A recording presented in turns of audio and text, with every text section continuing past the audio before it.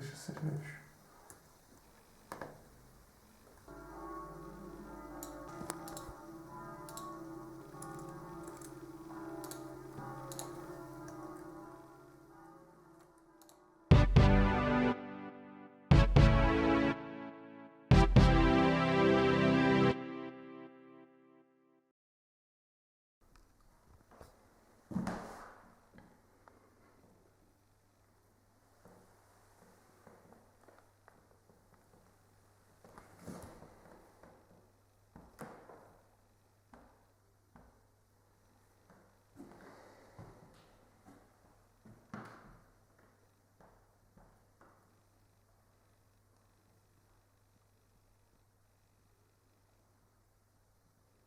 On a été invités, Valentin Alizère et moi-même, à travailler sur place pendant un mois dans le but de faire une exposition.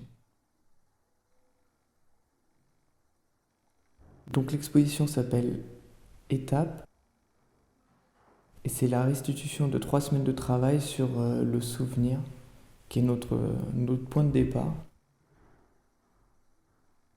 Nous sommes arrivés avec ce thème-là, qui est le souvenir, et on l'a exploré chacun de notre côté, en restant toujours dans l'échange pour faire évoluer nos pratiques, pour avoir des retours constants. Donc j'ai travaillé sur une période de ma vie qui est avant mes 12 ans, sur laquelle j'ai quelques flashs, mais pas vraiment de vrais souvenirs dans la continuité. Et donc j'ai voulu faire un travail de réactivation de la mémoire. J'ai commencé dans un premier temps à juste poser sur papier, à faire exister ces flashs par l'image. En fait, le dessin me permettait de faire exister ces images, mais surtout de les faire exister vite. Et elles avaient besoin d'exister vite parce que j'étais toujours dans l'urgence de marquer ces souvenirs dans le temps, en fait.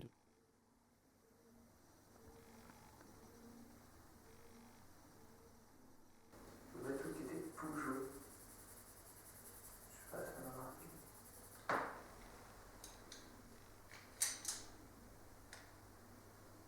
Je sais qu'on a dû faire. Donc je partais des bribes de souvenirs qui me restaient et j'essayais de les recréer avec les images Google, du coup, avec une base de travail qui est, euh, qui est accessible à tous. J'ai pas voulu travailler avec des images de famille, des images personnelles. Déjà par peur qu'elles interfèrent dans les souvenirs qui me restent et qu'elles créent des faux souvenirs. Mais aussi, ça me permettait de rapprocher l'image du spectateur. C'était plus mon bateau gonflable, c'était le bateau gonflable de tout le monde en fait sur lequel je travaillais. Je travaillais sur une imagerie commune. Après, bien sûr, cette imagerie commune, je projetais mes souvenirs qui m'étaient personnels, mais ça fermait pas totalement mon travail sur ma personne.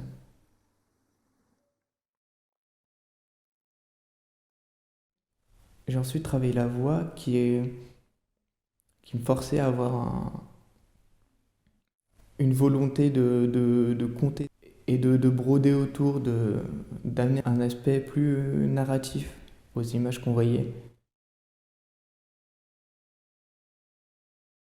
Et du coup, le fait d'être forcé à ramener cet aspect plus narratif me débloquait encore de nouveaux souvenirs et relier les images entre elles et leur donner sens dans le temps. Et ensuite, dans un troisième temps, j'ai retravaillé l'image en écoutant en boucle les voix que j'ai enregistrées et en me plongeant dans un aspect plus méditatif du dessin avec le son et la voix qui tournaient en boucle comme ça.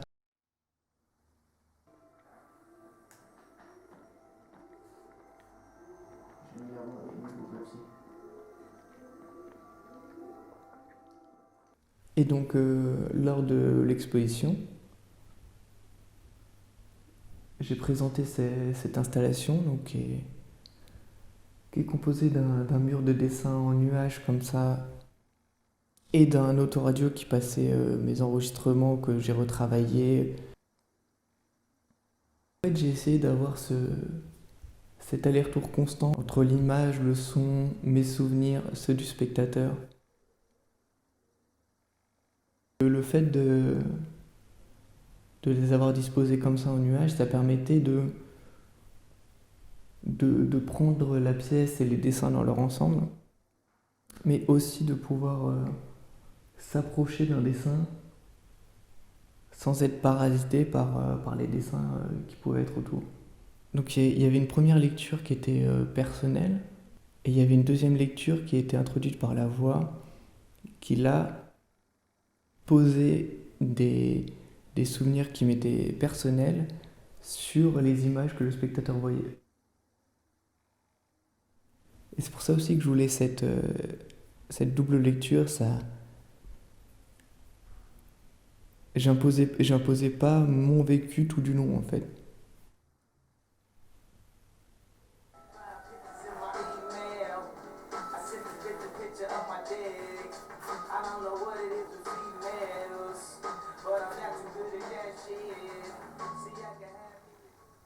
Faire exister ces souvenirs physiquement par le dessin, ça permettait de les fixer et d'être sûr de ne plus les oublier, de créer ces déclencheurs de la mémoire. En fait, je sais maintenant que ces dessins, ils existent physiquement, et même si j'ai des absences, je peux, je peux plus facilement réactiver la mémoire en ayant créé ces dessins. Bah, déjà, c'est la première fois que je travaillais un sujet autobiographique comme ça aussi frontalement. D'habitude, c'est à travers des personnages que je crée. C'est jamais aussi frontalement, aussi assumé. Et je pense que enfin pour ma part, quand je travaille sur quelque chose d'aussi personnel, j'ai cette peur de complètement enfermer ma pratique et de la rendre inintéressante et complètement close au spectateur. Et donc je vais aussi plus aller du côté de l'anecdote. Et l'anecdote, je pense pas qu'elle était possible à discerner juste en voyant l'image comme ça.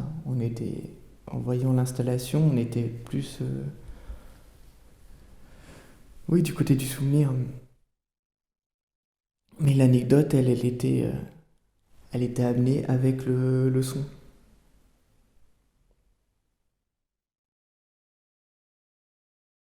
Alors, quand tout fut fini,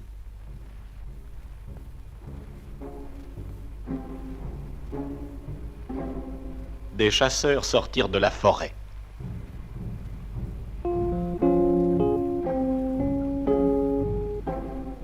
Car ils suivaient la piste du loup et tiraient des coups de fusil pour se donner courage.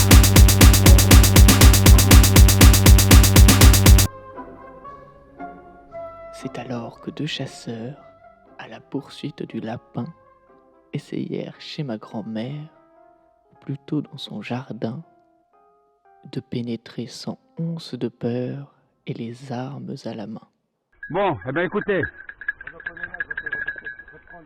ce que je vais faire, je vais aller faire l'angle là-bas. Non, je vais aller faire l'angle là-bas. Et puis vous allez faire l'angle là-bas. Et puis l'angle là-bas. Là,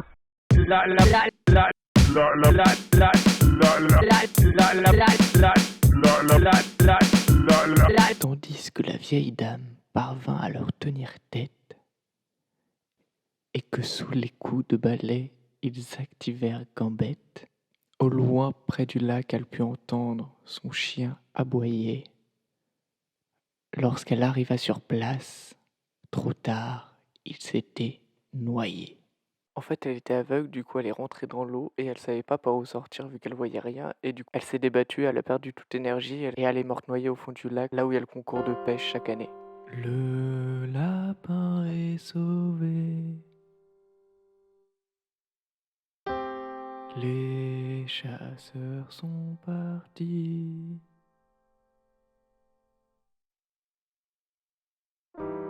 Mais Yuka est morte. Elle s'est noyée.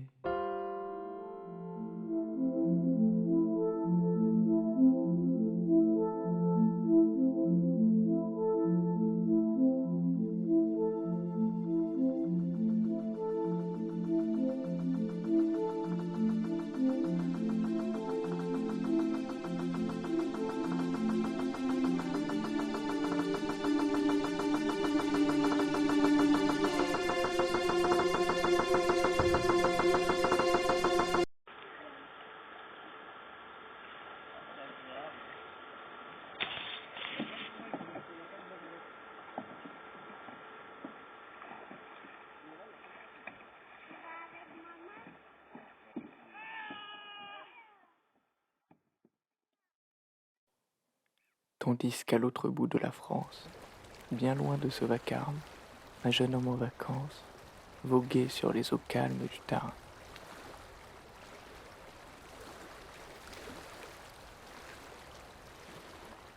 Du moins, c'est ce qu'il eût cru.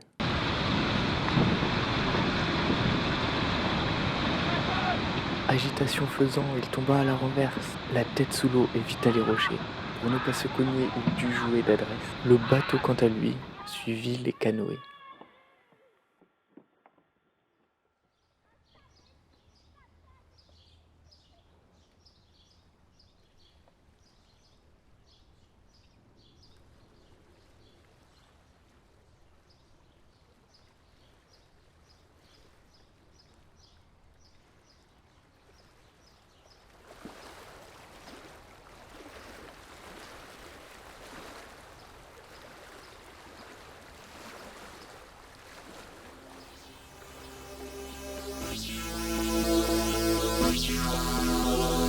J'ai une écrevisse dans mon bateau jaune, dans mon bateau jaune. J'ai une écrevisse dans mon bateau jaune. J'ai une écrevisse dans mon bateau jaune, dans mon bateau jaune. J'ai une écrevisse dans mon bateau jaune.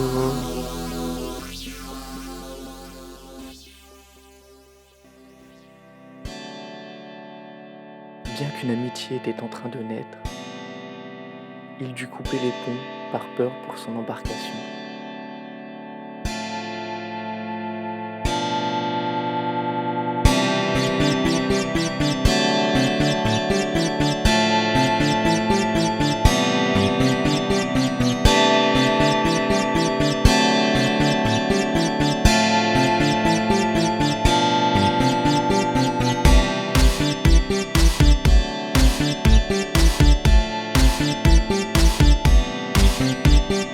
Et toi dis-moi comment t'es arrivé là. Je veux pas que tu perces mon bateau, je te prends et je te remets à l'eau. On nous a dit qu'il fallait faire nos affaires et puis quitter la région, laisser place aux Canadair.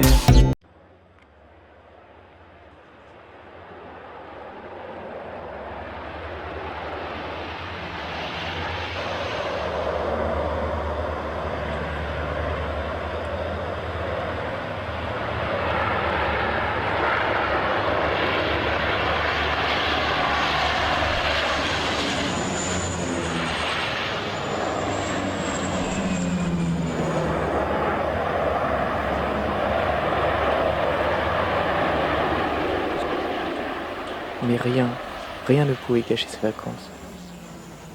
Conscient de sa chance, il se rappela qu'il y avait du bon dans chaque situation.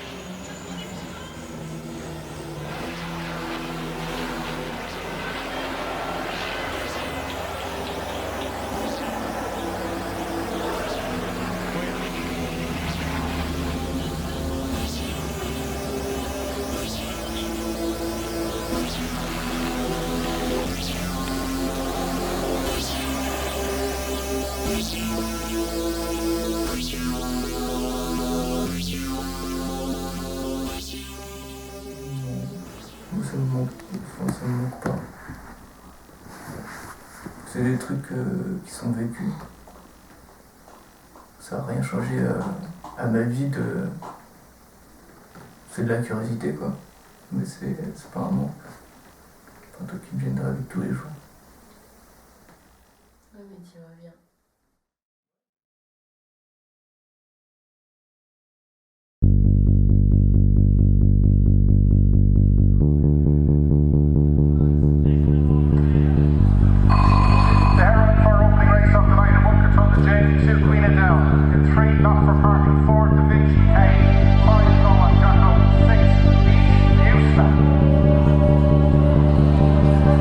Il est vrai, j'ai perdu tant d'années de souvenirs. C'est pas ma faute si je ressens rien dans les photos de famille. Il est vrai, j'ai perdu tant d'années de souvenirs. C'est pas ma faute si je ressens rien dans les photos de famille. Les souvenirs des temps passés pourront encore tous s'effacer. Les souvenirs des temps passés pourront encore tous s'effacer. C'est pourquoi je les ai posés sur papier.